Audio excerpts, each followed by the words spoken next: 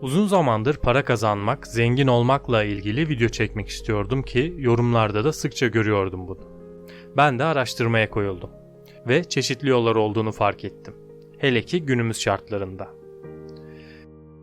Bilinen bir gerçektir ki sadece maaşlı çalışarak zengin olmak pek de mümkün değil. Alınan maaşlar kişiyi ay sonuna kadar zor idare ediyor. Birçoğumuz çok zengin bir ailede doğmadığımız için önümüzde çok da bir seçenek yok gibi duruyor. Prestijli okullarda okumak için ne maddi kaynaklar ne de özel imkanlarımız var. Bunların haricinde ise finans dünyası gözümüze çok karmaşık geldiği için bu işlerin bize göre olmadığını düşünürüz ve pes ederiz. Bu videoda size finansal özgürlüğünüzü nasıl elde edebileceğiniz hakkında araştırdığım bazı ufak önerilerden bahsedeceğim. Yani para kazanmanın sırlarından bahsedeceğim. Öncelikle para kazanmanın ve zengin olmanın yolu bahis veya kumar değildir. Çünkü unutmayın, kasa hiçbir zaman kaybetmez. Bunu aklınızın bir köşesine yazdıktan sonra videomuza geçelim.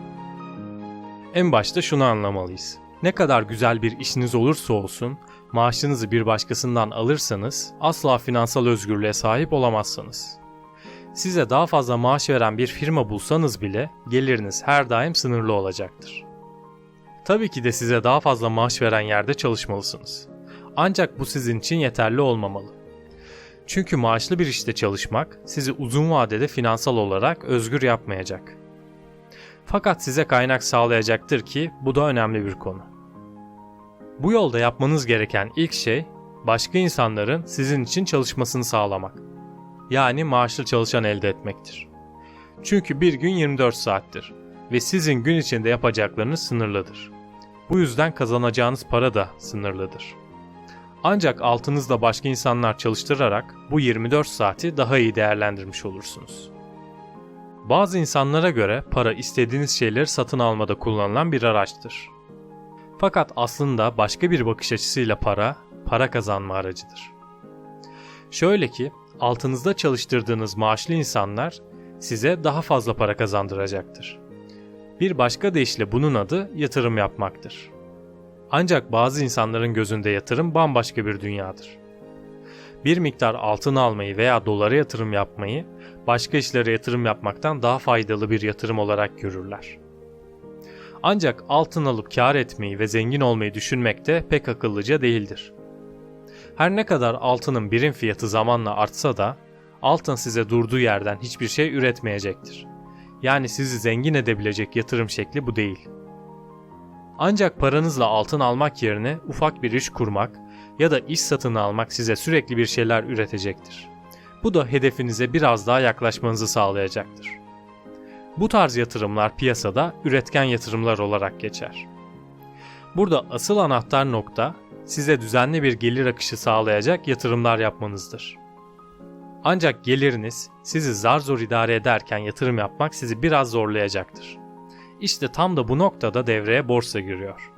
Büyük ve milyarlarca dolar ciro yapan şirketler küçük hisselere bölünmüştür. Ve neredeyse herkes bu hisselerden bütçesi ölçüsünde satın alabilir. Bunun için paranızı öylece vermeden önce borsanın nasıl işlediğini öğrenmenizi tavsiye ederim. Ancak borsaya başlangıç için tek yol bu değil. Kendini borsada kanıtlamış kişilerin yorumlarını göz önünde bulundurabilirsiniz.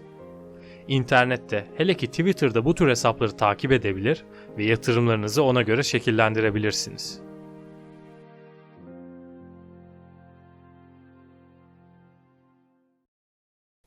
Borsa denince akla gelen ilk isim Warren Buffett'tır. Dünyada en saygı duyulan yatırımcılardan birisi. Warren yıllar boyu ard arda dünyanın en zengin ikinci insanı olarak kalmayı başarmıştır. Onu diğer zenginlerden ayıran şey ise sıfırdan başlamasıdır.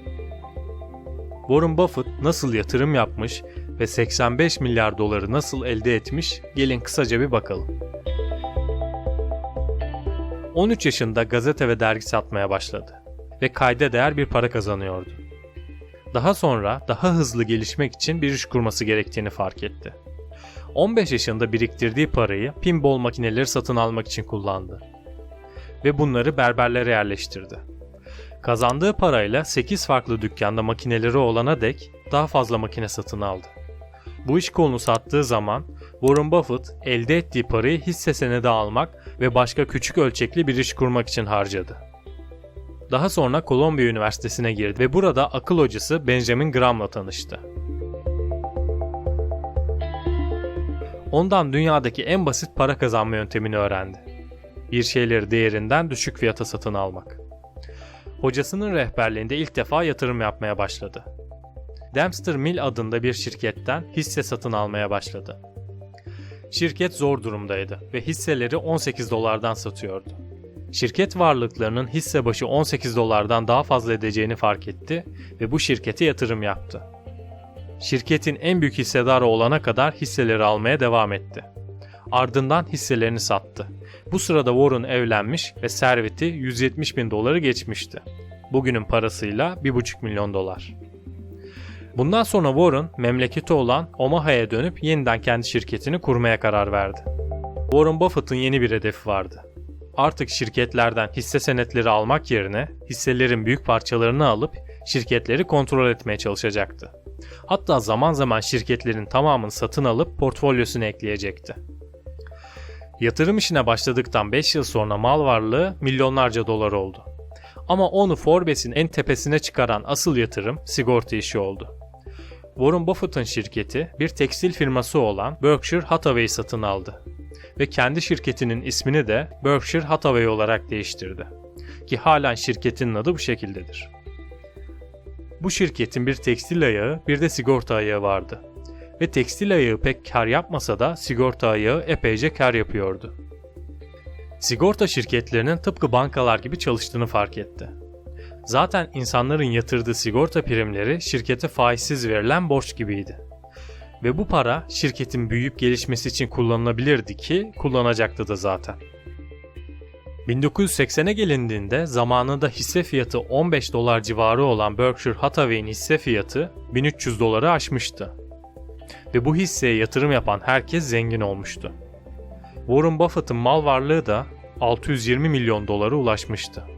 Ama yaşantısında en ufak bir değişiklik yoktu. Kendisi ve ailesi hala 32 bin dolara aldıkları evde yaşıyordu. Ve hala eski bir araba kullanıyordu.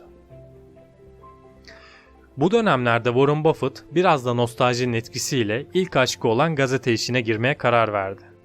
Tabii ki bu sefer kapı kapı gezip gazete satmayacaktı. Bunun yerine ülkenin en önemli gazetelerinden biri olan Washington Post'un önemli bir kısmını satın alacaktı. Bu gazete hem kar getirecekti, hem Warren Buffett'ın ismini duyuracaktı, hem de kendisini önemli devlet adamlarıyla ve ünlü iş adamlarıyla tanışmasını sağlayacaktı. 1980'lerin sonunda Coca-Cola hisselerini satın almaya başlayan Warren Buffett'ın şirketi, şu anda Coca-Cola'nın %7'sine sahip durumda. Bu satın alımının da Buffett için özel bir yanı vardı. Warren Buffett, onca zenginliğine rağmen en büyük eğlencesi fast food'tu. Bazen Avrupa'ya yaptığı gezilerde bile McDonald's'a gidip öğle yemeğini orada yerdi. Yakınlarının söylediğine göre kendisi su niyetine kola ve çeşitli asitli içecekler içerdi. Günümüzde hala kendisinin bolca fast food tükettiği biliniyor. Buffett bütün servetini hisse senetlerinden kazanmıştır. Ve bu servetini sadece gözlemleyerek ve kazanmayı bekleyerek elde etmedi. Pazarın nasıl çalıştığını anladı ve o basit stratejiyi uyguladı. Siz de piyasanın nasıl işlediğini öğrenebilir ve Warren Buffett kadar olmasa bile kendinizce bir başarı elde edebilirsiniz. Özetle para kazanmak için farklı yollar arayın. Size daha fazla gelir akışı sağlayacak gelir kaynaklarını bulmaya çalışın. Para kazanın, yatırım yapın ve sonra daha fazla para kazanın. I think I'll move this just up a little bit. I like to teach the world to sing in perfect harmony. I like to buy the world a Coke and keep it company. Merak ettiğiniz konuları yorumlar kısmına yazabilirsiniz.